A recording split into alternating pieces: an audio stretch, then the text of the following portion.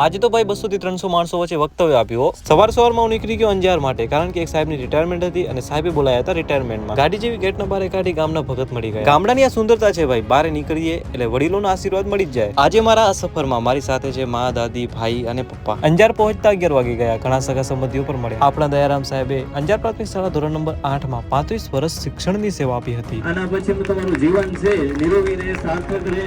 મારી ભારત યાત્રાના અનુભવ અને સાહેબના જીવનના સંઘર્ષો વિશે 12 થી 15 મિનિટ વક્તવ્ય આપ્યું. એમનું આવનારું જીવન નિરોગી અને સાર્થક બની રહે એવી મહાદેવને પ્રાર્થના કરી છે. કાર્યક્રમ પત્યા પછી જમવાનું ચાલુ થઈ ગયું. હવે મેં લીધી ત્યાંથી રજા. મેં કીધું મને હવે જવા દો, મારે જવું છે આગળ ફઈની વાડીએ. એટલે બધા જોડે રામ રામ કરીને હું નીકળી ગયો.